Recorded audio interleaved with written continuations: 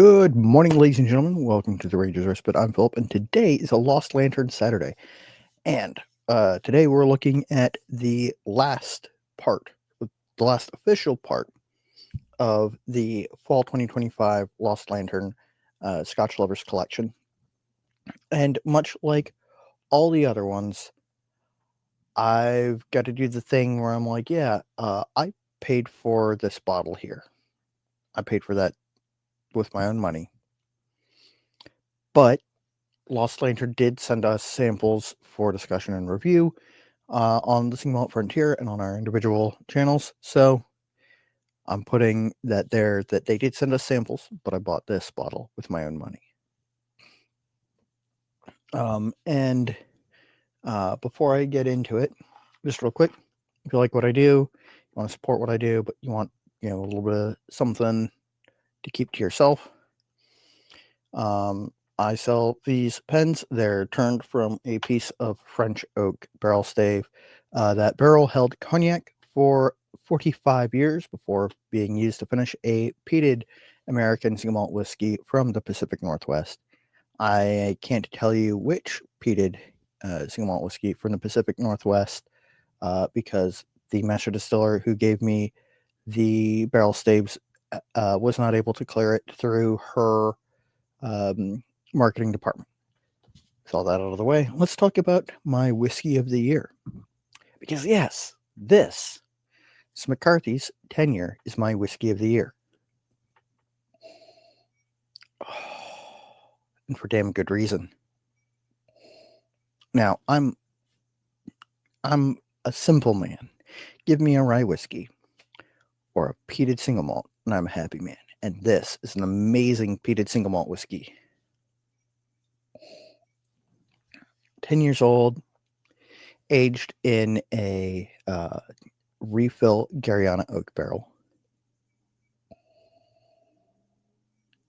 An absolute cracker of a dram. So on the nose, you've got that like beautiful, rich, just well-rounded, subtle nose. It's got that that peat iodine, that smoke, a little bit of like that sweet peat note, all layered in with that classic Oregon oak, which is a little bit sweeter than Quercus alba white oak, and it pulls out different compounds, a little bit more vanilla, a little bit more, and it's a note that Doug and I disagree on. I think that it's got a little bit of like a citrusy, melony note. He disagrees, but everybody's interpretation of the notes in whiskey is entirely subjective and different. And one can get radically different notes off of the same whiskey from day to day, even.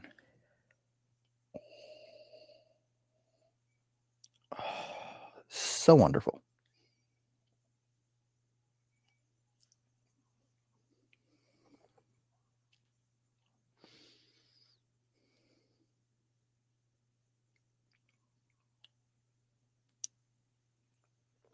So good. This is damned good stuff. It clings to the edges of the palate. It delivers a rich bouquet. There's a little bit of floral notes in there. Garyana oak, vanillas, a little bit of chocolate, some like dense, not quite tarry smoke, but dense, peaty smoke. A little bit of iodine, a little bit of like medicinal notes. That classic Garyana oak note. Absolutely beautiful stuff. This is a heartwarming dram. It's bottled at 59.8% alcohol by volume, or 1 119.6 proof. Sorry, had to do a little bit of math in my head.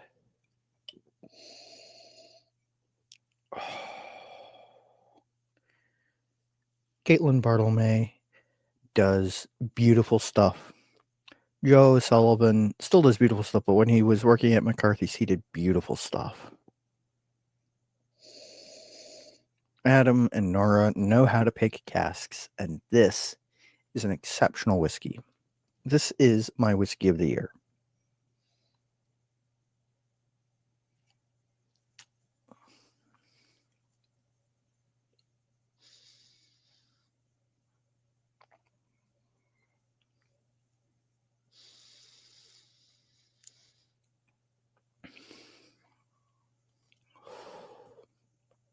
Absolutely gorgeous stuff. I love this so much. All right, finish. The finish is this oily, lingering, sweet smoke, vanilla, some like nutmeg and like cardamom, some like nice gentle spice, not like peppery, like a Talisker would be. It is such an elegant and refined dram, but it also sort of grabs you and makes you pay attention to it. I love this stuff. This is my whiskey of the year, which falls into the category of, is that something I've ever done before? Not really. But Doug and I have been talking about doing like a year-end retrospective type thing, looking at what our favorite whiskeys for the year have been. And both of us agree that this stands head and shoulders above the rest. There's a clip going around on Instagram and maybe a little bit on YouTube of me saying that I believe that this could go toe to toe with any dram from Islay and come out smiling. I've said that about a bunch of the McCarthy's drams, but this one, more than others, I think could really stand and hold its own against some of the big dogs on Islay. All the big dogs on Islay. I think that this really does genuinely deserve a place of recognition. There's a reason why this has been so many different people's whiskey of the year. It is phenomenal stuff. And I believe, I could be wrong, but I believe that it's sold out on the Lost Lantern website. As always, I ask and answer 3 questions. The first being, do I like it? Oh, I fucking love this stuff. The second question being, do I think it's a good value? Yes, 100%. You're not going to have an opportunity to try a 10-year-old McCarthy's anywhere else. According to Caitlin Bartolome, they sold all of their 10-year stock to Lost Lantern. So this is it. This is it. And I believe that it is worth all, $150? Plus tax, plus shipping. It's worth every penny, not just because of how rare it is, but because it is so phenomenal a whiskey. It is an absolute cracker of a dram. It's, not quite 60% alcohol. It drinks well below that. If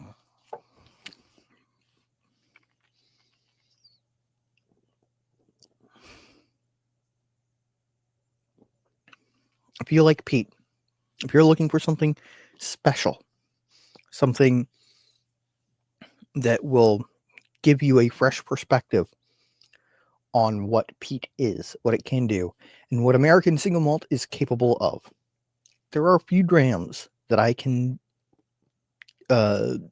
recommend as highly as this. In fact, there may be none that I would rank above it. There are a lot of amazing whiskeys out there, and I think this one takes the cake for 2025 as my favorite whiskey of the year. Damned good stuff.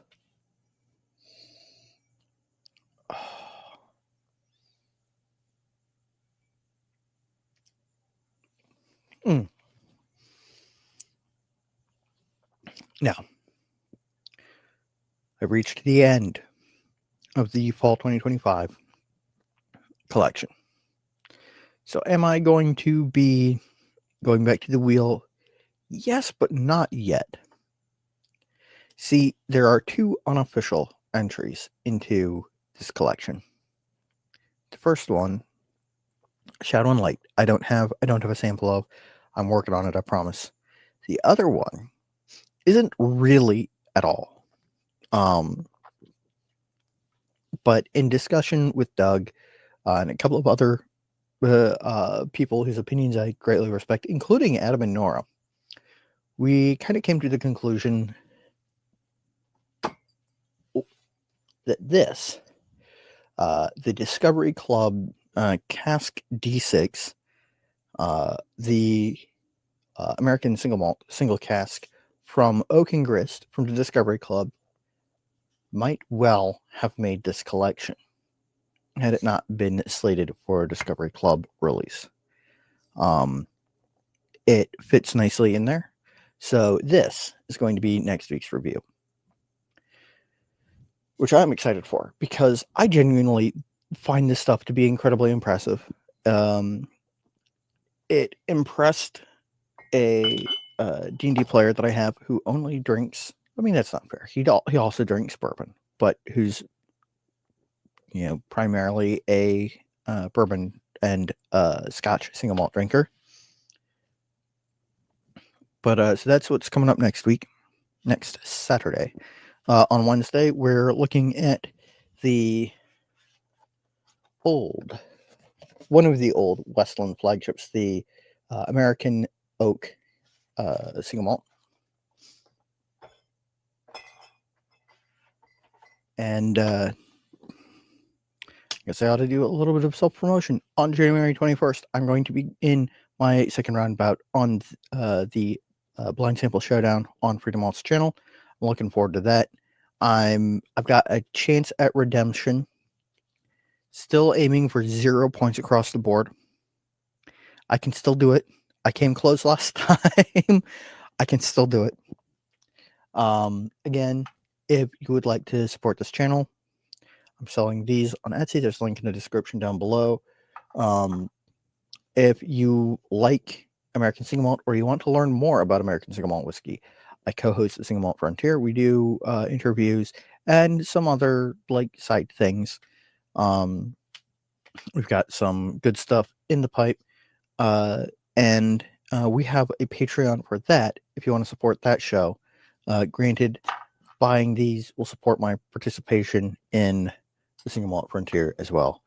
I've got some sticker and t-shirt designs in the works, one of which won't be even potentially available until summer, because it ties in with the Virginia Whiskey Tournament, which is a thing that I run every summer, starting in June and ending in September, where you guys get to choose who the Virginia Whiskey Champion is. I've been doing it since 2022, and it's been a different distillery every year. I'm really excited for that, and crestfallen at the fact that a longtime distiller in the Commonwealth of Virginia has ceased operations. And I may make a video about them once I can manage to get my hands on a little bit more of their whiskey. I think that covers all the things that I need to do. If you stayed to the end, I really appreciate it. Let me know if you're excited for the Virginia Whiskey Tournament. I think that covers everything. So until next time, stay happy, stay geeks, Stancha.